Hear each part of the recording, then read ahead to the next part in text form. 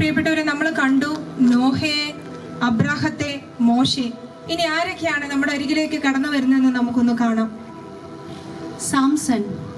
പൂർവ്വപിതാക്കന്മാർക്കും മോശ, ജോഷുവ തുടങ്ങിയ ശക്തരായ നേതാക്കന്മാർക്കും ശേഷം 9 ന്യായാധിപന്മാർ ഇസ്രായേലിനെ നയിക്കാൻ വരുന്നു.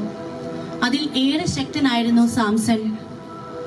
ഇസ്രായേലിന് ഏറെ വെല്ലുവിളി ഉയർത്തിയ ഫെലിസ്തീനിൽ നിന്നും തന്റെ ജനത്തെ രക്ഷിക്കാൻ ദൈവം ഉയർത്തിക്കൊണ്ടുവന്നവൻ. ന്യായാധിപന്മാർ 13:5 അവൻ അമ്മയുടെ ഉദരത്തിൽ ആയിരിക്കുമ്പോൾ തന്നെ ദൈവത്തിനു വേണ്ടി സമർപ്പിക്കപ്പെട്ടവൻ ആയിരുന്നു എന്ന് രേഖപ്പെടുത്തിയിരിക്കുന്നു. തന്റെ മരണസമയത്ത് പോലും ഇസ്രായേലിന്റെ ശത്രുക്കളെ നശിപ്പിക്കാൻ സാംസന് കഴിഞ്ഞു. സാമുവേൽ തന്റെ ജനത്തെ നയിക്കാൻ ദൈവം തിരഞ്ഞെടുത്ത ന്യായാധിപനും ആദ്യ പ്രവാചകനും പുരോഹിതനുമായിരുന്നു സാമുവേൽ. ബാലനായിരിക്കെ ദൈവത്താൽ തിരഞ്ഞെടുക്കപ്പെട്ടു. തന്റെ ഹിതപ്രകാരം ഇസ്രായേൽ ജനത്തെ നയിക്കാൻ, അവർക്കായി രാജാക്കന്മാരെ തിരഞ്ഞെടുക്കാൻ ദൈവം നിയോഗിച്ചത് സാമുവേൽ പ്രവാചകനെയായിരുന്നു. അവർ തെറ്റ് ചെയ്തപ്പോഴെല്ലാം ദൈവത്തിനു വേണ്ടി അവരെ ശാസിച്ചതും തെറ്റ് ചൂണ്ടിക്കാണിച്ചുകൊണ്ട് അവരെ പശ്ചാത്താപത്തിലേക്ക് നയിച്ചതും സാമുവേൽ പ്രവാചകനായിരുന്നു. ദാവീദ് തന്റെ മനസ്സിനിണങ്ങിയ വ്യക്തി എന്ന് ദൈവം വിശേഷിപ്പിച്ചവൻ, ദൈവത്തിന്റെ ഹിതം അറിയുന്നവൻ എന്ന് 1 സാമുവേൽ 13-14 വചനത്തിൽ രേഖപ്പെടുത്തിയ വ്യക്തിത്വം. ദൈവത്തോടുള്ള അടിയുറച്ച വിശ്വാസവും സ്നേഹവും ശരണവും കൊണ്ട് ഇസ്രായേലിന്റെ ഇതിഹാസ രാജാവായി മാറിയവൻ.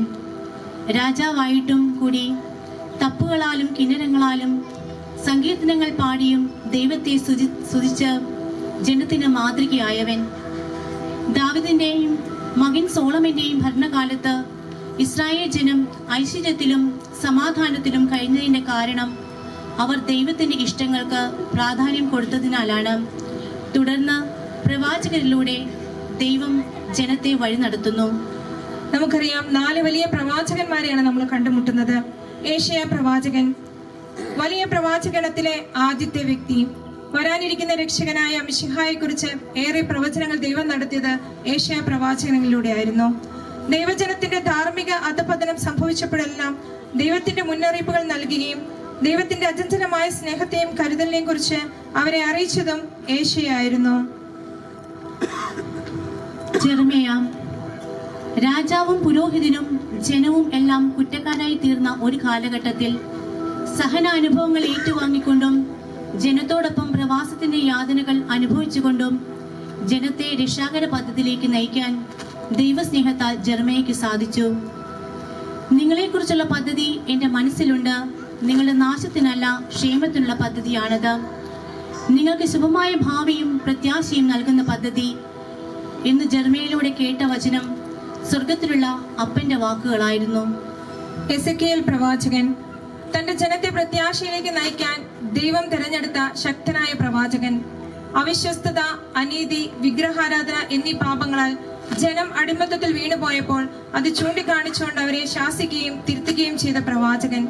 ദൈവത്തിലേക്ക് ജനം തിരിഞ്ഞാൽ ശിലാഹൃദയം എടുത്തു മാറ്റി അവർക്ക് പുതിയ ഹൃദയം നൽകി നിങ്ങളെ വീണ്ടെടുക്കുമെന്ന് എസെക്കിയേലിലൂടെ ദൈവം വാഗ്ദാനം നൽകുന്നു. കർത്താവിന്റെ മഹത്വം നിങ്ങളിലേക്ക് തിരിച്ചെത്തുമെന്ന് അവരെ ആശ്വസിപ്പിച്ച പ്രവാചകനായിരുന്നു എസെക്കിയേൽ. ദാനിയേൽ വലിയ 4 പ്രവാചകരിൽ അവസാനത്തെ പ്രവാചകൻ. ബാബിലോൺ അടിമത്തത്തിൽപ്പെട്ട ഇസ്രായേൽ സമൂഹത്തിന് അടിയുറച്ച വിശ്വാസ നിലപാടുകളിലൂടെ മാതൃകയായവൻ. സിംഹക്കുഴിയിലും തീച്ചൂളയിലും പതരാതെ ദൈവമായ കർത്താവ് സകല സാമ്രാജ്യങ്ങളുടെയും അധിപനാണെന്നും നമ്മുടെ പിതാക്കന്മാരുടെ ദൈവമായ അവിടുന്ന് കരുണാമയനും ക്ഷമാശീലനും പ്രാർത്ഥന കേൾക്കുന്നവനുമാണെന്ന് ജനത്തെ അറിയിച്ചവൻ. അതുകൊണ്ട് തന്നെ ദൈവത്തോട് വിശ്വസ്തരായിരിക്കണമെന്ന് ജീവിതം കൊണ്ട് ദാനിയേൽ പ്രഘോഷിച്ചു. മിക്ക പ്രവാചകൻ. കോഴ വാങ്ങി വിധിക്കുന്ന ന്യായാധിപന്മാരും പണത്തിനു വേണ്ടി ഭാവി പറയുന്ന കള്ളപ്രവാചകന്മാരും പെരുകിയപ്പോൾ ദൈവം മിക്ക പ്രവാചകനിലൂടെ അവരെ ശാസിക്കുന്നു. ജെറുസലേം ദേവാലയവും ദേവാലയത്തിലെ ദൈവ സാന്നിധ്യവും തങ്ങളാണ് സംരക്ഷിക്കുന്നതെന്ന അഹങ്കാരത്താൽ കഴിഞ്ഞവരോട് നീതിയും വിശ്വസ്തതയുമാണ് രക്ഷയ്ക്ക് നിദാനമെന്ന് മിക്ക പ്രവാചകനിലൂടെ ദൈവം പഠിപ്പിക്കുന്നു. മലാക്കി പഴയ നിയമത്തിലെ അവസാന പ്രവാചകൻ. മലാക്കി എന്ന പേരിന്റെ അർത്ഥം ദൂതൻ എന്നാണ്. ജെറുസലേം ദേവാലയത്തിന്റെ പുനർനിർമ്മാണത്തിന് ശേഷം വരൾച്ചയും വെള്ളനാശവും കടന്നു വന്നപ്പോൾ ജനം ദൈവവിശ്വാസത്തെയും ദൈവസ്നേഹത്തെയും ചോദ്യം ചെയ്യാൻ തുടങ്ങി.